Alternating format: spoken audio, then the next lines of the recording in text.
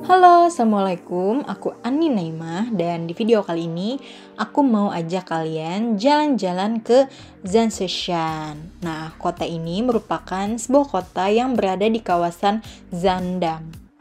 Buat teman-teman yang penasaran ataupun bingung ataupun kepo, apa sih bagusnya kota ini? Apa sih menariknya kota ini? Yuk, ikutin terus perjalanan aku hari ini. So, keep on watching ya. Zanshan. Mungkin untuk sebagian orang, kota Zanshan tidak begitu familiar jika dibandingkan dengan Amsterdam, Den Haag, ataupun Rotterdam. Namun, sebenarnya kota ini pernah mencapai masa kejayaannya sebagai kota industri di masa lampau. Zanshan merupakan potret kehidupan Belanda pada abad ke-18 dan 19. Di era keemasan Belanda, Zanshan menjadi salah satu kota vital pusat industri.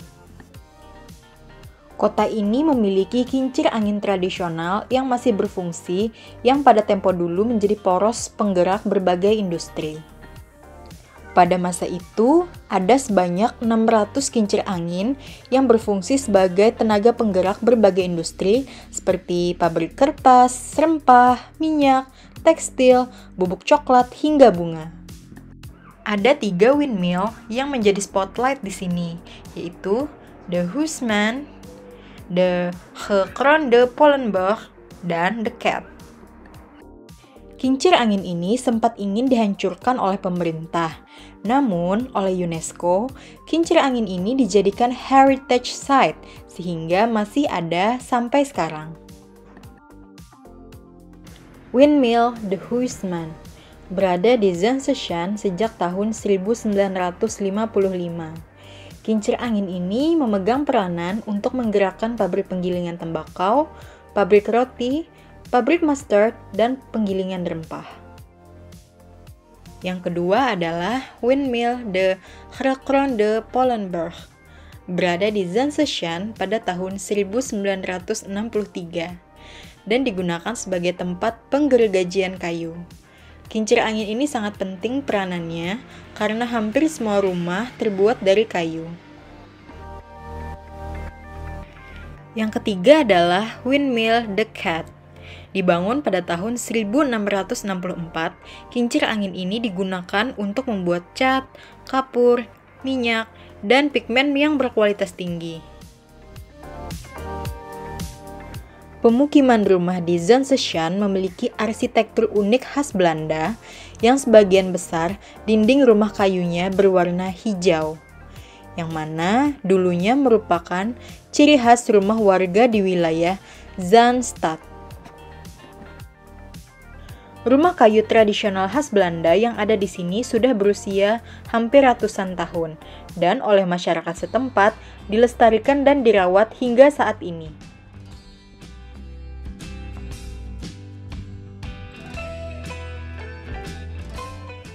Selain kincir angin, daya tarik Zanshan adalah museum. Tetapi karena aku datang pada saat pandemi COVID-19, tidak semua museum bisa dimasuki oleh pengunjung. Ketika awal masuk, kita akan disambut oleh Zans Museum. Museum ini menyimpan koleksi lukisan dan artefak tentang kehidupan orang Belanda ratusan tahun yang lalu. Tepat di sampingnya terdapat Verkade Pavilion yang merupakan toko sekaligus pabrik coklat dan kue. Zanshan juga menyediakan toko souvenir bagi para pemburu cenderamata. Namanya adalah Fredes Souvenir and Gifts. Di sini menjual berbagai macam pernak-pernik khas Zanshan dan juga Belanda. Tempat yang selanjutnya aku datangi adalah Klompen Makerij atau pabrik pembuatan sepatu kayu. Di sini tidak hanya menjual sepatu kayu, namun juga terdapat workshop yang mendemonstrasikan cara pembuatan sepatu kayu. Di samping bangunan ini juga disediakan spot yang sangat instagramable untuk berfoto. Karena pengunjung tidak boleh masuk, maka banyak sekali antrian yang ingin berfoto di sini. Untuk memasuki wilayah Zanshan, pengunjung tidak dipungut biaya, alias gratis. Namun, jika ingin memasuki kincir angin atau melihat aktivitas produksi di dalamnya, maka akan dikenakan biaya. Tetapi, lagi-lagi karena pandemi, maka pengunjung tidak diperkenankan untuk masuk ke dalam kincir angin. Seluruh tempat wisata yang ada di Zhangzhou pada umumnya beroperasi dimulai pukul 10 hingga 17, sehingga para pengunjung yang datang dapat dengan santai untuk mengeksplor setiap titik keindahan kota ini.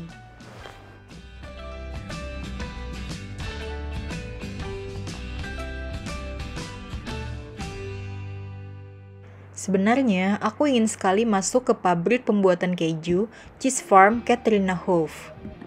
Namun, pada saat aku datang ke sini, tokonya sudah tutup. Nah, di sini pengunjung dapat mencicipi potongan keju yang telah dipersiapkan oleh toko secara gratis. Tapi kalau kamu mau bawa pulang ya harus bayar ya. Di sudut lain Zhangzhou, kita juga dapat menemukan Bakery Museum atau Museum Toko Roti.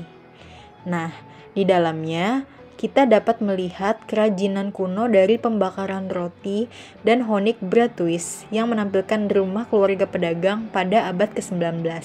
Tapi karena toko ini sementara ditutup, aku tidak bisa masuk ke dalam dan melihat secara langsung. Jadi aku hanya melihat-lihat di luarnya saja.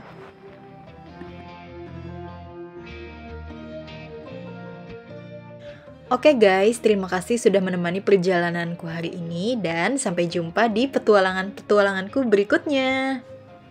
Dah.